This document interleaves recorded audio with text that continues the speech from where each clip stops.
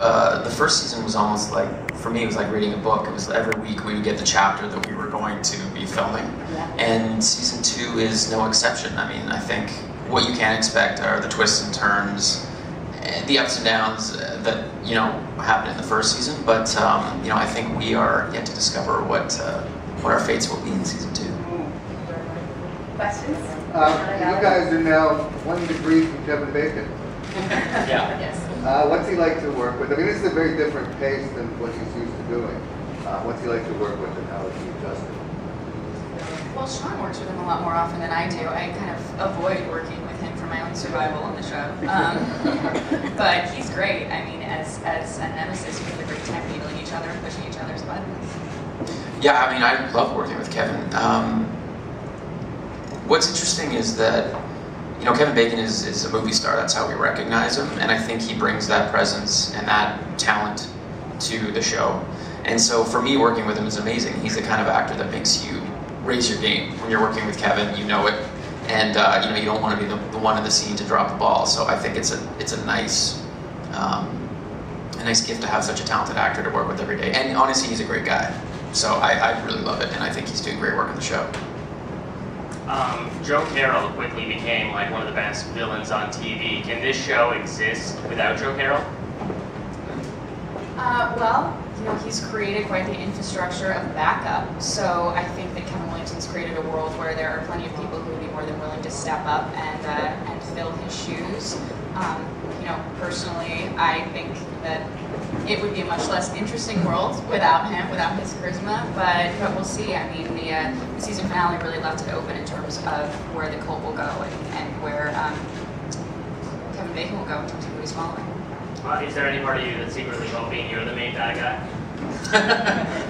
I think Mike Weston is the main bad guy. I don't know. I mean, Emma's whole character is really defined by who she follows and who she believes in and who she loves. She's never really been on her own, so I'm not sure how well she would function as the kingpin. As Canada's #1 new show, is it nerve-wracking going to the second season trying to maintain that status?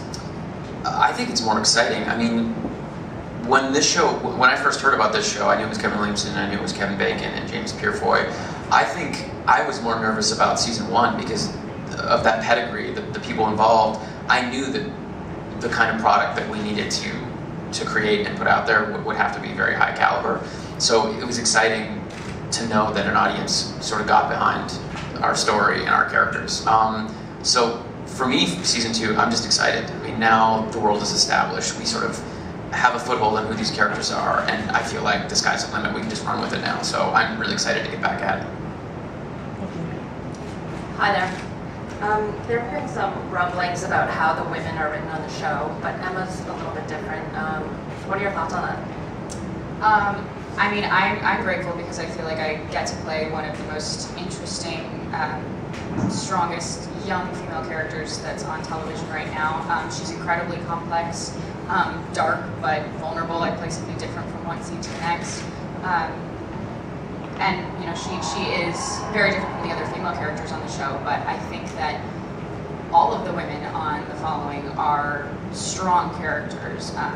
You know, Emma has great respect for Claire because of her strength throughout all of this chaos, and Parker is one of the most brilliant agents on the show who kind of always keeps things grounded and keeps things moving. You know, Well, she did. Well, she did. She did. So I think Kevin Williamson has written some really beautifully strong female characters. And then, kind of tied to that, what's it like, Valorie, playing a character that's gotten so much reaction from the fans? I take it as a compliment that people are so invested and so affected by her that they seem pretty horrified when they see me on the street. You know, it's just a testament to Kevin's writing and hopefully to my portrayal of her. But you know, I look at her differently, I think, than most people do. I don't see her as this villain, as this monster. I really see her as probably one of Joe Carroll's greatest victims. So I have a lot of sympathy for her. You know, is it true that you guys shot multiple season finale scenes? No, I don't think there's multiple versions, but they did keep some of the details very, very hidden. For example, when I finally saw the finale, it wasn't the ending that I was. I had an idea of what was going to happen, but I didn't fully know all the details. So that was my knowledge. I don't know if they shot different versions, but I'm not sure if they shot different versions or if they edited different versions. Luckily, we sort of had no part of that circus. I was safe at the FBI headquarters. Right, and I was somewhere with a wig. But yeah, we had no secrets to reveal. Okay, Shawn, so saying that, what did you envision as what you thought the finale might be? You mean what's my interpretation? Yeah. Of what, I mean, I think it's very open, to be honest. Obviously, there's a possibility that Joe Carroll is dead. There's also the possibility that Ryan and Claire are dead. But again, those are possibilities. I think that's the cliffhanger nature to the season finale, and I think what people can expect for season 2 is the unexpected, which I think is what's exciting. That's why I want to get back at it. I want to start being delivered scripts because I don't know what's going to happen. I'm not sure where we go. I don't know where we pick up from. So I'm excited to get back at it. But I think, again, I don't know. The possibilities are all there. Dead, alive, who knows? Right, but when you said that when you saw it, it was different from what you... Yeah, sorry. Okay. I had heard rumors of the final scene of the massacre in Ryan's apartment. And so I'd heard about that. I'd heard that was an idea floating around, but in the script that was being given to people, that scene was not included. That's a new skill for me, actually, the techno-babble, as we call it sometimes.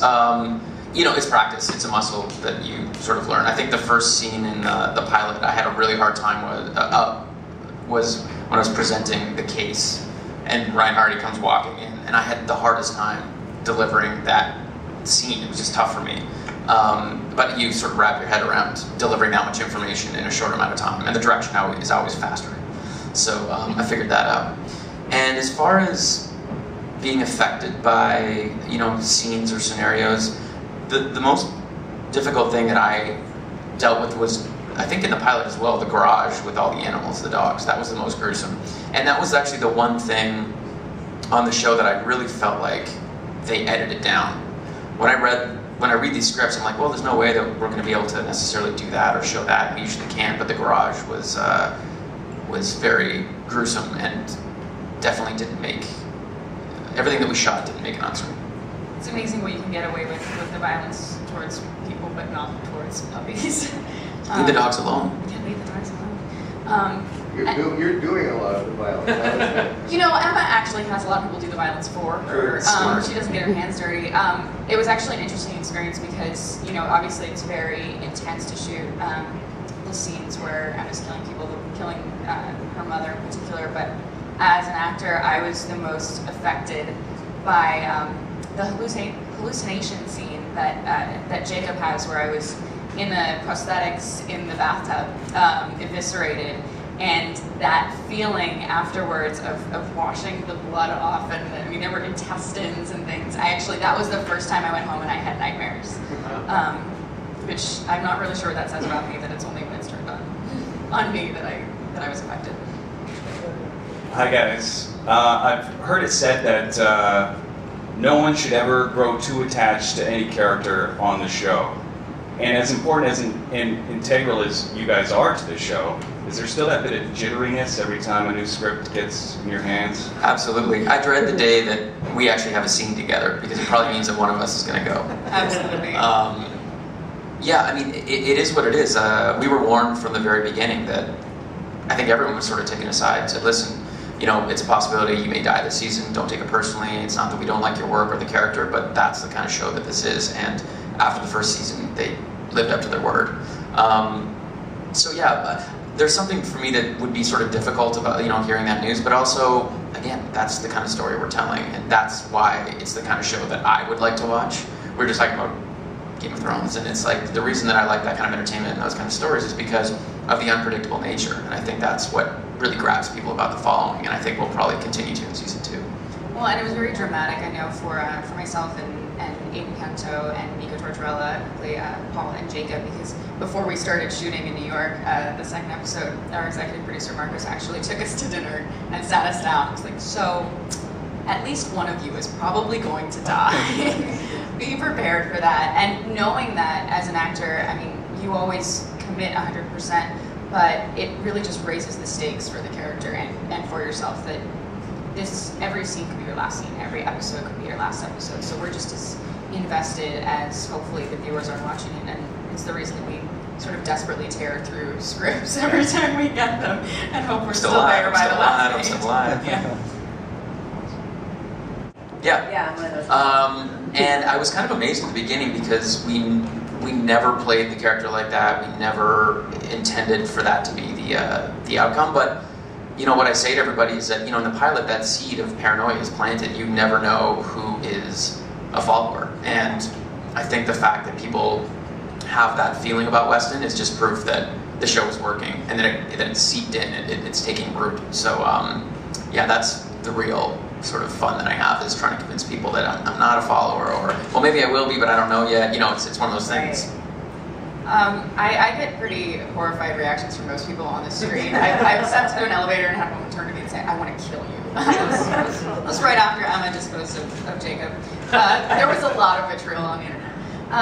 But I find myself defending her a lot and sort of making a case for why she's not the worst character on the show, or why she's not completely evil.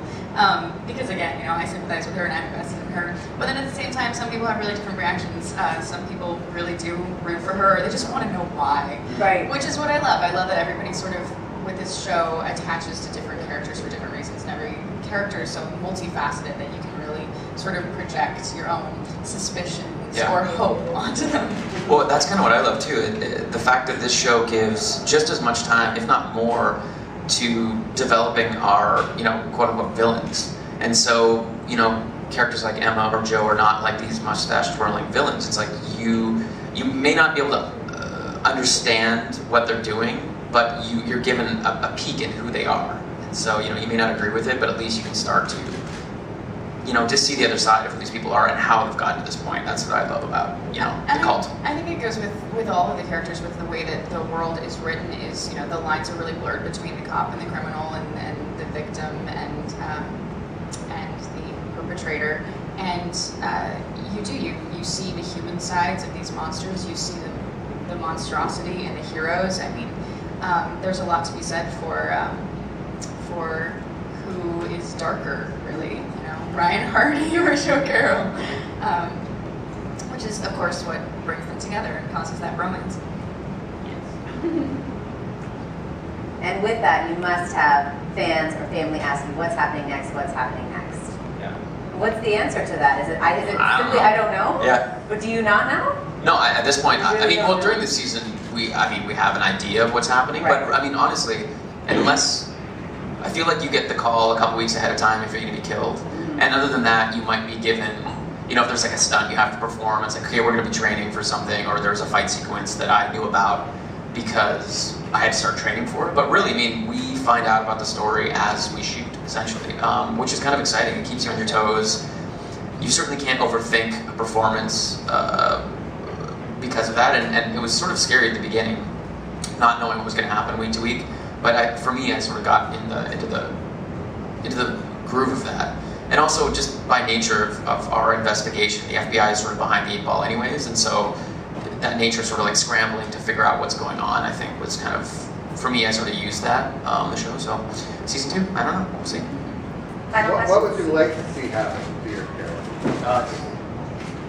Well, I mean, personally, I would love the bond and the relationship and the partnership with Ryan Hardy to continue. I think when who Weston was at the beginning, this sort of like hero worshipping, you know, green FBI agent, you know, obviously the arc for Weston is like huge, and so by the end of it, I think he's finally earned Ryan's respect.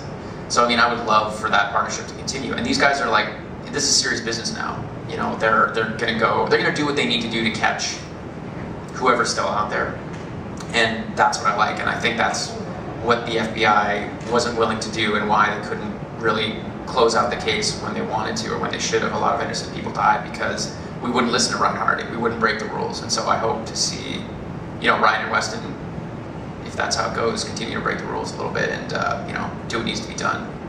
Stoop to the level. You know, I like that idea.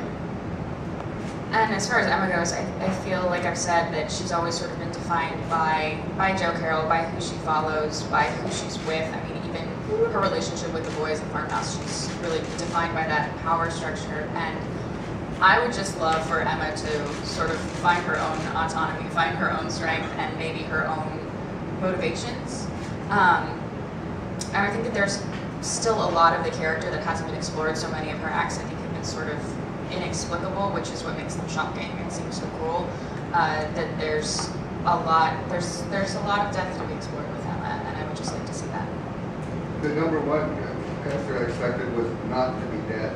Well, that's a given. Thank you. Thank you, Shawn.